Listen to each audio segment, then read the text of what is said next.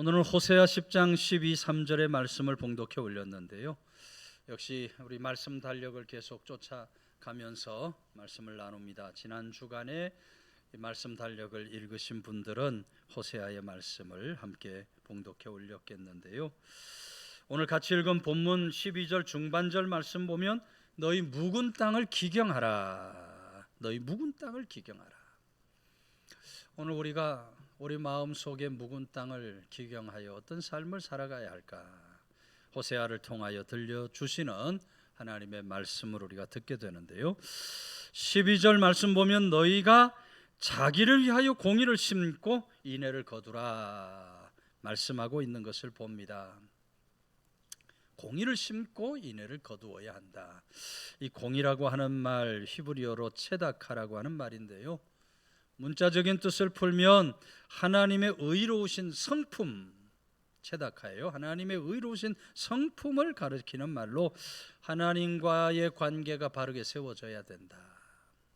하나님과의 관계가 바르게 세워지고 하나님과의 관계가 늘 바르게 심어질 때에 그곳에서 인애를 거둘 수 있다.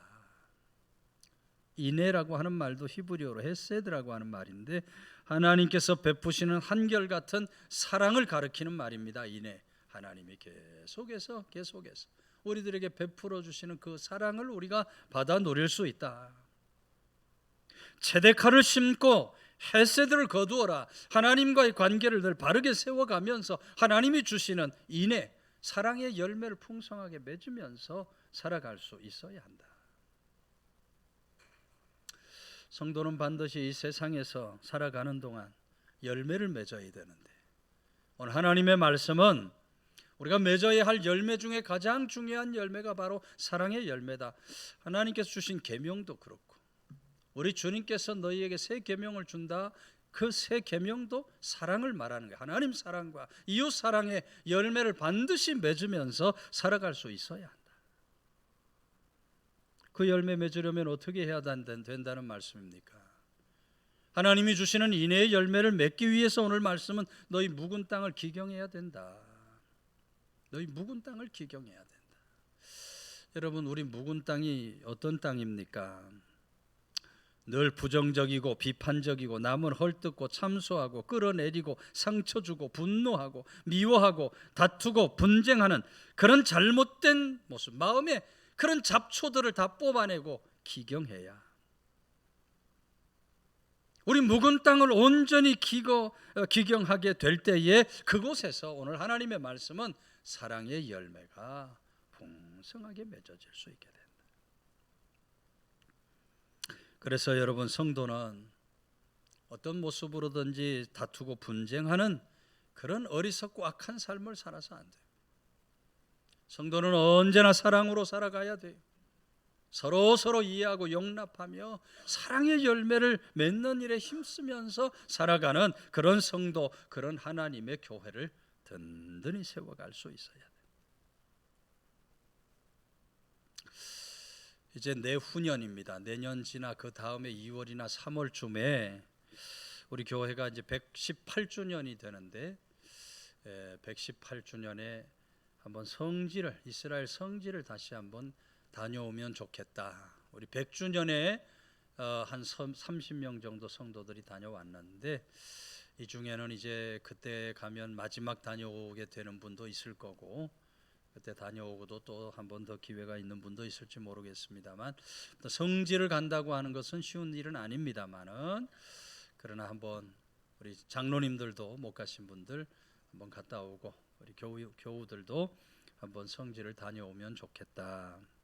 개인적인 생각을 하고 있습니다만은 제가 이 성지를 이스라엘을 몇 번 다녀오면서 이스라엘이라고 하는 나라에 대하여 좀 생각을 새롭게 하게 된 계기가 있습니다.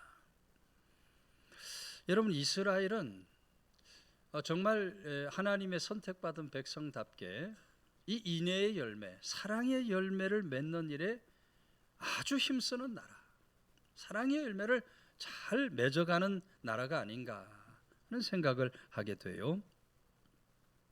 이스라엘의 국회의원 의석을 가진 정당, 무려 11개가 된다 그래요. 이스라엘 인구는 700~800만 명밖에 안 되는데 말이에요. 정당 수가 11개입니다. 우리나라보다도 훨씬 더 많아요. 거기 뭐 중도도 당연히 있겠지만 극우에 서 있는 사람도 있고 극좌에 서 있는 정당들도 있습니다. 다양한 사람들이 모여서 국회를 이루고 있어요. 그런데 여러분, 놀라운 사실은 이 국회의원들이, 이스라엘 국회의원들이 나라 민족을 위해서라면 극좌 극우 상관없이 언제나 한 마음이 된다는 것. 마음 하나로 이루는 것을 잘한다. 사랑으로 서로 하나 되는 일을 잘한다는 거예요. 여러분, 우리가 잘 아는 대로 이스라엘은 유대교 국가입니다. 유대교 국가. 그런 유대교 국가에서 기독교 대표들이 가서 그 국회에서 예배를 드리고 기독교 행사를 한다. 상상할 수가 없는 일입니다. 그렇죠? 우리 장로님 다녀오신 장로님 더 잘 아실 겁니다. 그 국회에서 예수 그리스도의 이름으로 기도를 한다? 받아들일 수 없는 일이에요. 유대교는 아직도 구약에 묶여 있고 예수 그리스도를 구주로 메시아로 인정하지 않기 때문에 예수 그리스도의 이름으로 기도한다? 상상할 수가 없는 일입니다. 그런데 여러분, 지금으로부터 5년 전 2018년이죠. 이스라엘이 건국 70주년을 축하하기 위해서 우리나라 교회 지도자들이 방문을 한 겁니다. 우리나라 교회 지도자들이 저들을 방문했을 때 저들이 문을 활짝 열고 우리 교회 지도자들을 맞아주었다는 거예요. 그리고는 이스라엘의 여야가 협력해서 건국 70주년 기도회가 잘 될 수 있도록 도와주었다. 상상할 수 없는 일이 일어난 겁니다. 참, 그런 이스라엘의 모습을 바라볼 때 우리나라보다 인구도 적고 땅덩어리도 조그마한 나라지만 마음만은 참 넓다. 하나님이 주신 인애, 사랑의 마음이 가득한 나라가 아닌가 하는 생각을 하게 되는 거예요. 여러분, 하나님의 공의가 임하게 되면 그 공의로 인하여 사랑의 마음이 넓어지게 되는 줄로 믿으시기를 바랍니다. 베드로전서 1장 22절, 너희가 진리를 순종함으로 너희 영혼을 깨끗하게 하여 거짓이 없는 형제를 사랑하기에 이르렀으니 마음으로 뜨겁게 서로 사랑하라.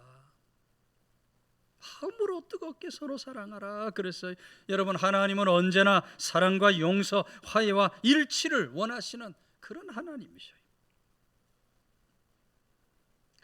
이스라엘을 바라볼 때 말이죠, 오늘 우리나라에 필요한 것이 바로 그런 마음가짐이 아닐까.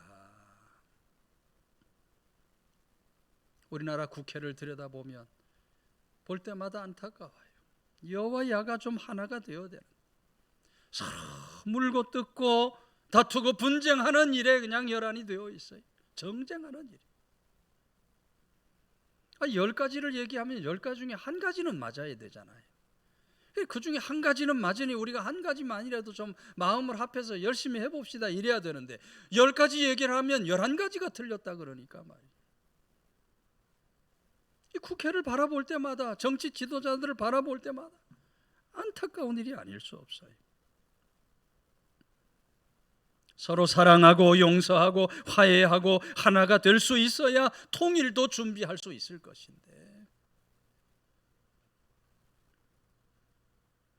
여러분, 오늘 성도들이 국회와 정치 지도자들을 위해서 더 열심히 기도해야 할 이유인 줄로 믿으시길 바랍니다. 저들이 좀 사랑으로 용납하고 하나 되는 일에 힘쓰는 그런 정치 지도자들이 되게 하옵소서. 우리가 열심히 기도해야 하는 이유예요. 여러분, 정치만 그렇습니까? 오늘 하나님의 교회도 말이죠, 하나 되는 일에 힘쓰는 그런 교회, 사랑으로 하나 되는 일에 힘쓰는 그런 교회를 든든히 세워갈 수 있어야 돼요. 오늘 한국 교회 안에서 물고 먹고 다투고 분쟁하는 그런 일들이 얼마나 많이 일어나는지 몰라요.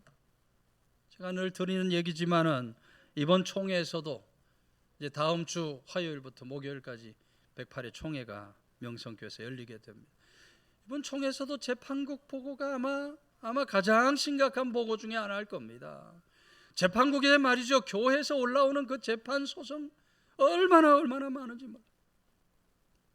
총회 장소 들어가면 프랑카드를 잔뜩 걸어놓고 또 무슨 족지를 만들어 와가지고 말이죠, 유인물을 만들어 와가지고 말이죠, 우리 교회 목사님 내쫓아 주십시오, 우리 교회 장로님 내쫓아 주십시오, 우리 교회 아무개 성도 내쫓아 주십시오. 총회 입구부터 말이죠, 교회 다툼 분쟁의 모습이 보여지는 그런 안타까운 모습을 아직도 보게 돼요.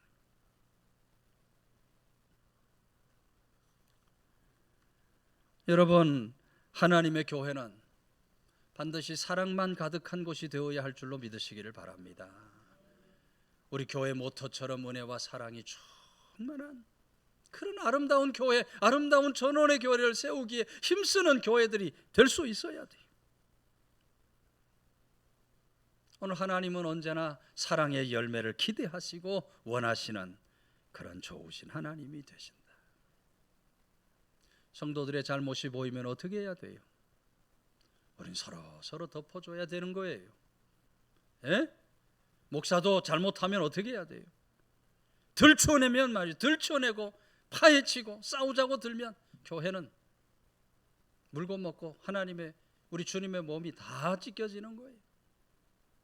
목사도 사람이니 실수할 수 있고 죄를 저지를 수도 있다. 여기 성도 한 사람 한 사람이 다 사람이기 때문에 실수할 수 있고 허물이 있을 수 있고 죄로도 지을 수 있어요. 우리가 상대방의 허물과 죄악을 바라볼 때 그걸 들춰내려고 하면 안 돼요. 어찌하든 사랑으로 덮어주고 가리워주고 용납해주고, 나도 우리 주님으로부터 십자가 구속의 은총을 받았으니 우리가 무엇보다 사랑하는 일에 힘쓰는 그런 아름다운 교회, 하나님이 기대하시는 이 인애 사랑의 열매를 풍성히 맺어 드릴 수 있는 성도, 우리 마음속에 모든 묵은 땅을 기경하고 하나님 공의를 심고 사랑의 열매를 맺어 갈 수 있는 그런 교회 성도 든든히 세워갈 수 있게 되시기를 주의 이름으로 축원해 드립니다. 12절 중반절 이하에 너희 묵은 땅을 기경하라. 지금이 곧 여호와를 찾을 때니 마침내 여호와께서 오사 공의를 빛처럼 너희에게 내리시리라. 여기 여호와를 찾을 때다는 말씀이 기록이 됩니다. 여호와를, 지금은 마침내 여호와께서 오사 이렇게 기록이 됐어요. 마침내 여호와께서 오사라고 하는 말씀도 히브리어로는 아드야보라는 말인데 문자적인 뜻을 보면 그가 오실 때까지입니다. 그가 오실 때까지. 그러니까 이스라엘 하나님 여호와를 찾되, 이스라엘이 하나님 여호와를 찾되 그저 한 번만 찾는 것이 아니고, 한 번만 찾는 것이 아니고 어떻게 찾으라는 거예요? 하나님께서 오셔서 그 의를 쏟아 부어 주실 때까지 하나님을 계속해서 찾고 또 하나님을 찾아라. 오늘로 말하면 우리 주님께서 다시 오시는 그날까지 우리가 언제나 주님을 찾고 또 주님을 찾는 그런 삶을 살아가라고 하는 거예요. 그렇게 우리가 하나님을 찾고 주님을 찾고 살아갈 때 비로소 공의를 빛처럼 쏟아 부어주시는 풍성한 열매의 삶을 허락해 주시는 그런 좋으신 하나님이 되신다. 여러분, 점점 악한 세상을 우리가 살고 있습니다. 점점 악한 세상. 하루에도 사건 사고들이 얼마나 많이 일어나는지 몰라요. 요새 뉴스 보면 말이죠, 묻지마 사고들이 또 얼마나 많은지. 세상이 점점 어두워져 가고 있어요. 부패하고 타락의 길을 걸어가고 있어요. 이런 마지막 때 세상, 성도가 어떻게 살아야 합니까? 우리는 그럴수록 하나님을 찾고 또 하나님을 찾으며 살아가야 할 줄로 믿으시기를 바랍니다. 하나님의 공의가 가득한 세상을 만드는 일에 힘쓰는 그런 성도들이 반드시 될 수 있어야 한다. 세계 제2차 대전이 끝난 후에 있었던 일입니다. 어느 나라에서 한 무리의 전쟁 포로들을 모아놓고 전쟁 포로들을 이제 치유해 주는 거예요. 무리의 전쟁 포로들을 모아놓고 거기 의사들이 모여서 이분들의 건강을 이제 담당하는데, 건강 검진을 담당했던 의사들이 이 전쟁 포로된 사람들에게서 같은 정신과적인 어떤 질환을 발견하게 됩니다. 뭐냐면 하루 종일 불안해하면서 낙심좌절하면서 눈물 한숨으로 지내면서, 그러면서 이 환자들이 하나씩 둘씩 죽어가는 거예요. 아주 무서운 병이에요. 전쟁이 끝난 후에 철조망이 다 사라졌는데도 여전히 철조망에 사로잡혀 헤어나오지 못하고 거기 길들여져 있더란 겁니다. 의사들이 그 병을 철조망병이다 이렇게 불렀다 그래요. 철조망병에 걸린 사람들이 하루하루 죽어가는 거예요. 죽어가는 거예요.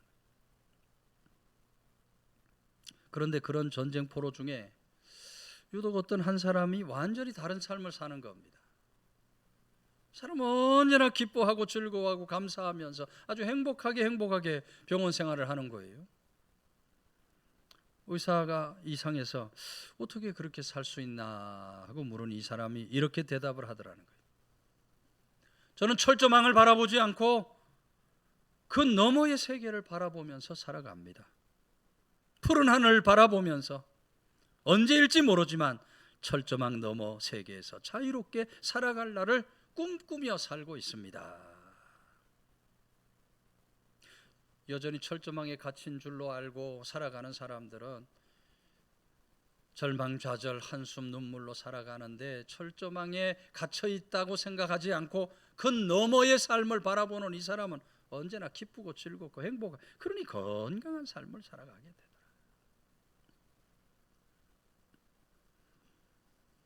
여러분, 오늘 우리가 이 세상을 살아가는 동안 육신이 세상을 밟고 살아가고 있지만, 그러나 성도는 하나님을 바라보고 살아야 할 줄로 믿으시기를 바랍니다.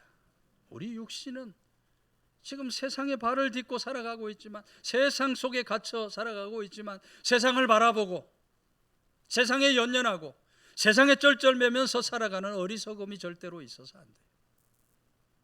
우리는 언제나 하나님의 나라를 바라보고 날마다 하나님을 찾고 찾으면서 살아갈 수 있는 그런 믿음의 사람들이 반드시 될 수 있어야. 여러분, 사람이 무엇을 바라보고 무엇을 찾느냐에 따라서 인생이 달라지게 되는 거예요.